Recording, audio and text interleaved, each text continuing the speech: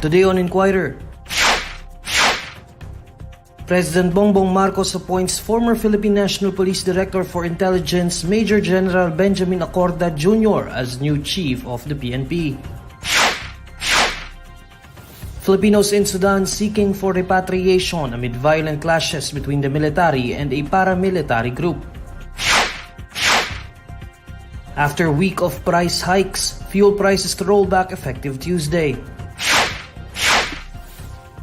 And rain or shine, Elasto painter suspends Bo Belga after being involved in a scuffle in an unsanctioned game in Cebu.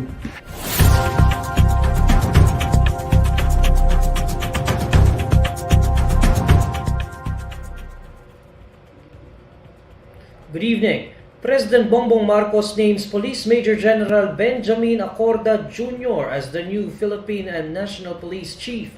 Here's Faith Argosino with her report.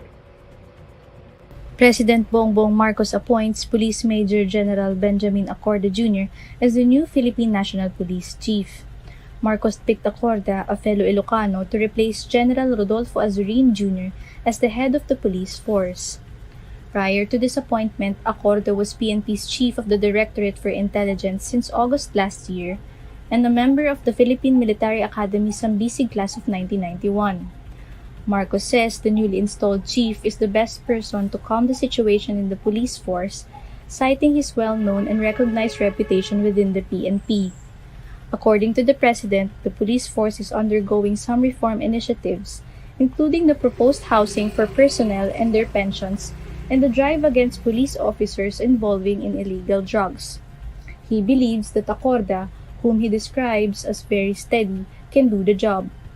In line with this, Marcos appeals to the PNP to support Acorda's leadership. As President, I will ensure the entire PNP is given the administration's full support for the organization and its plans, its progress that seek to boost the morale of our personnel, hone their skills, and advance their capabilities. I enjoin the entire police force and law enforcement agencies to support the leadership of Police General Benji Acorda as our new PNP chief. For his part, Acorda vows to continue the police force's internal cleansing efforts in hopes of regaining the PNP's dignity and the public's trust. Under his leadership, Acorda commits to ensure a secure, crime-free community and to overcome PNP's recent challenges. As the Chief PNP, together with the 228,000 strong PNP personnel, my uncompromising commitment to you, Mr. President, and to our fellow countrymen, that we, under your administration, will be vanguards of peace to ensure a safe and economically stable community. This is Faith Argosino, reporting for INQUIRER.net. A new Philippine National Police Chief has been named, but who is Police Major General Benjamin Acorda Jr.? Beatrice Pinlac has the report. Police Major General Benjamin Acorda Jr. is the new chief of the Philippine National Police, making him the second to lead the National Police Force under the administration of President Ferdinand Bongbong Marcos Jr. Acorda, who traces its roots to La Union in the Ilocos region, took over from former PNP Chief General Rodolfo Azurin Jr. and is expected to serve as the 29th head of the PNP until his retirement on December 3. Prior to his appointment, Acorda, who belongs to the Philippine Military Academy Sambisig class of 1991, led the intelligence and counterintelligence efforts of the PNP. Among the other positions he held were Chief of Staff of the Civil Security Group, Deputy Director for Operations of the National Capital Region Police Office, and Chief of the Northern Mindanao Police. As Regional Police Director in Northern Mindanao, Acorda led a team in raiding the residence of an alleged leader of a gun-for-hire syndicate in Lanao del Norte. Acorda was also the Regional Police Director when a gun attack broke out while then-presidential aspirant and labor leader Calodi de Guzman, along with his party mates and supporters, were visiting a community of indigenous people in Bukidnon last year. As he assumes the top PNP post, Acorda is left to tie the loose ends of a massive controversy on the alleged involvement of high-ranking PNP officials in covering up the 2022 arrest of a now-dismissed police officer linked to the 6.7 billion Shabu haul in Manila. As PNP Chief, Acorda will also sit as ex-officio commissioner of the National Police Commission. NAPOLCOM will soon begin its final layer of evaluation of PNP generals and colonels who had tendered their courtesy resignations as part of the government's bid to cleanse the police ranks of ties to illegal drugs. This is Beatriz Pinlac, reporting for INQUIRER.net. The Department of Foreign Affairs says 156 Filipinos are ready to leave violence-torn Sudan, even as around 300 Filipinos based in the African country have sought the assistance of the Philippine Embassy in Egypt for their repatriation. According to DFA Undersecretary Eduardo de Vega, 156 Filipinos based in Sudan are ready to leave at a moment's notice. He explains that the Philippine government's repatriation plan for Filipinos in Sudan is through renting vehicles to transport the Filipinos from Sudan's capital, Khartoum, to the border of Egypt. De Vega says from there, they will be brought to Aswan and then from Aswan to Cairo by plane, then finally to Manila. According to him, repatriation of Filipinos will be done in batches and is expected to begin on Monday, April 24. De Vega notes, however, that he cannot say for certain how long the repatriation will take. President Bongbong Marcos recently met with the widow of slain Negros Oriental Governor Degamo and witnesses who had testified in a Senate hearing about the violent incidents in the province. In a message to reporters, Presidential Communications Secretary Cheloy Garafil says the President, quote, mainly inquired about the peace and order situation in Negros Oriental. Photos posted on Pamplona Mayor Janice Degamo's Facebook page show Garafil, Executive Secretary Lucas Bersamin, and Justice Secretary Jesus Crispin Remulla among the government officials who were also at the dinner meeting. The Pamplona Mayor thanks Marcos for the very warm welcome and for showing his concern for their province by agreeing to the meeting, which she said was set up at the last minute. She adds that she could not believe that the President was following the Senate hearings and was in fact looking forward to the next one. The Senate Committee on Public Order and Dangerous Drugs is currently looking into the killing of Governor Degamo and 8 others in the province on March 4.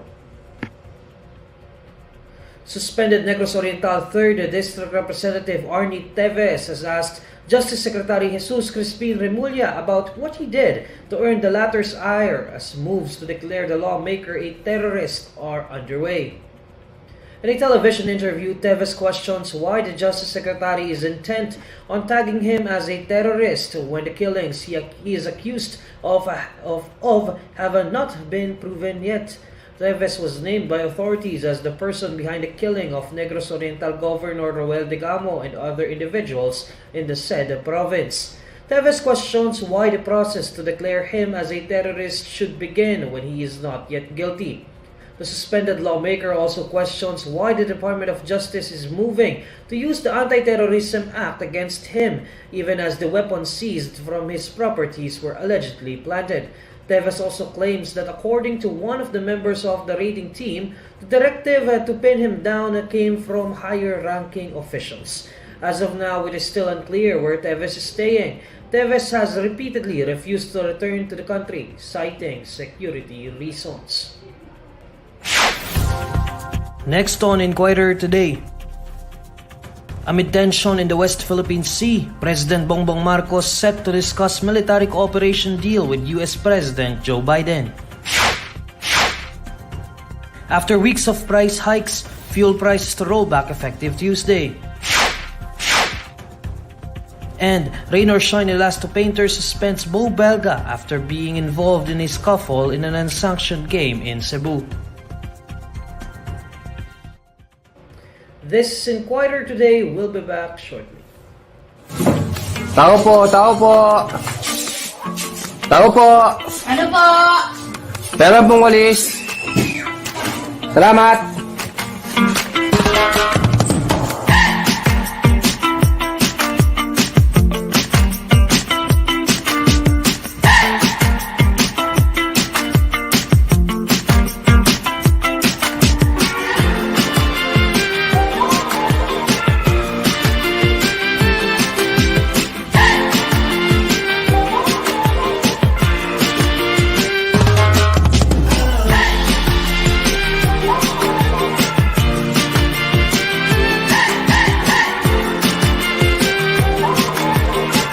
during the lockdown, naisipan ko na sana bata na lang ako ulit. Sana yung panahon daan na lang ako ulit para wala akong problema. Doon pumasok sa akin ang tema ng barong-barong. Kasi kung doon yung po natatanong, batang realist po ako. So, lumaki po ako sa ganitong bahay at ganitong klase pamumuhay.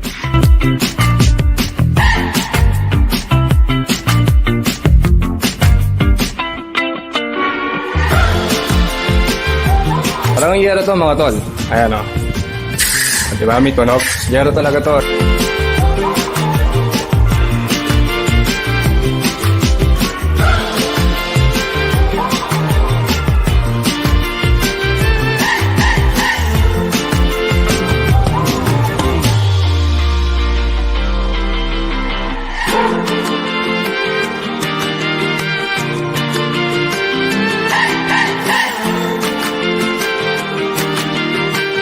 Sa pagbuo ng diorama, para ka na rin talagang bumubuo ng totoong bahay. Uunahan mo yung poste, yung mga biga, matinding pagtsatsaga po ang kailangan sa pagbuo ng diorama. Almost a month po, depende po sa project yung binubuo natin.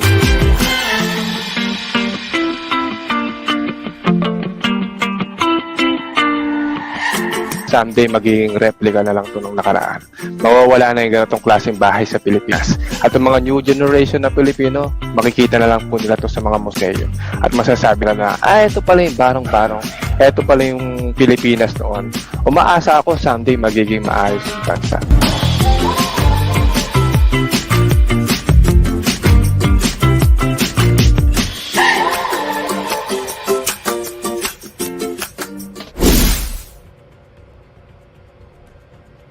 President Bongbong Marcos says he would discuss and re-examine military cooperation agreements with his U.S. counterpart Joe Biden in his visit to Washington and D.C. next month. The president says he and Biden will look at how military cooperation between the U.S. and the Philippines could evolve in the face of the tense situation in the region spawned by the Taiwan issue.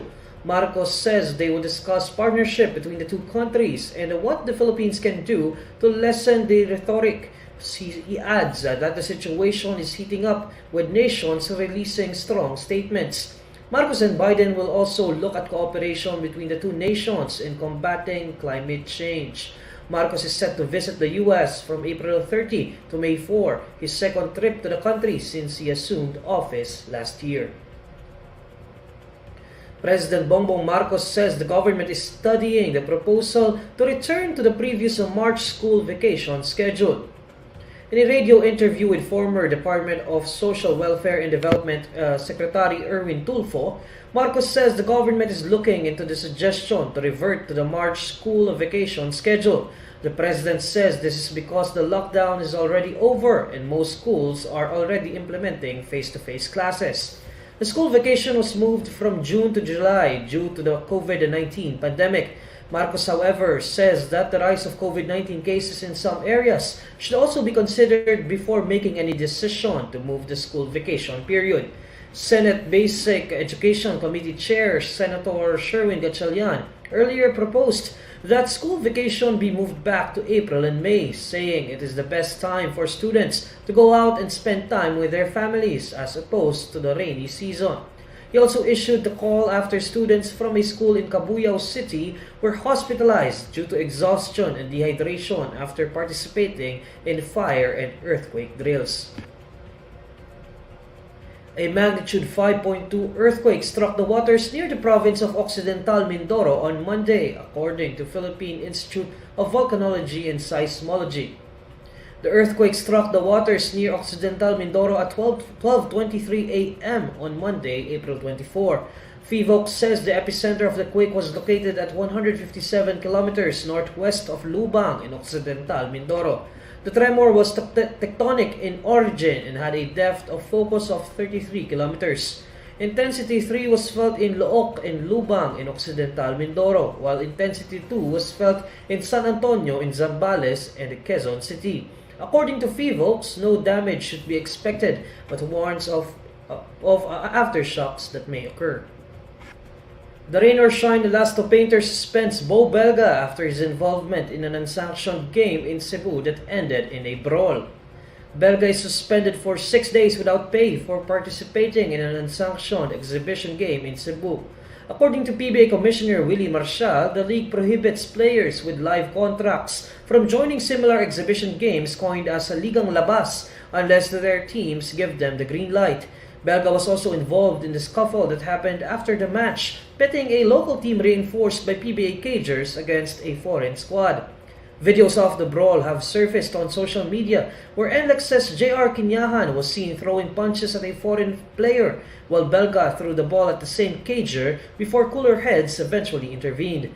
Marcial is scheduled to summon the players Belga, Kinyahan, Northport's Robert Bolick, and Magnolia's Gio Halalona for their part in the incident.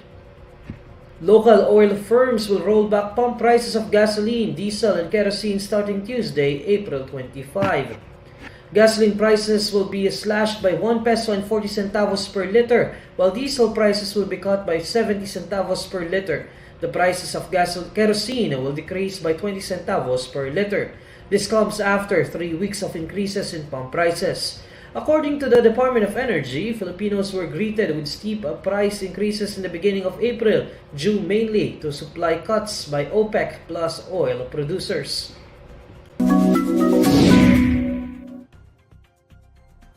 Alamin naman natin ang may init na balita sa mundo ng showbiz kasama si Irvin Santiago ng Bandera. Irvin? Hi Neil at sa lahat ng mga kabandera natin all over the universe. Ito na nga ang latest Bandera Chika.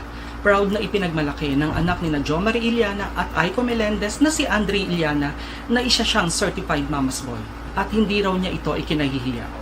Ayon sa young actor, walang problema sa kanya kung tawagin siyang mama's boy dahil totoo naman daw ito. Anya mula noon hanggang ngayon ay hindi siya naglilihim kay Aiko.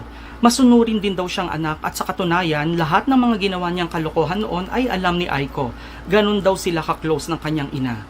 Inamin din ng binata na may non-showbiz girlfriend siya ngayon at nakilala niya ito sa pamamagitan ng amang si Jo Marie at ng partner nitong si Abby Viduya. 3 months pa lang daw silang magkarelasyon ngayon.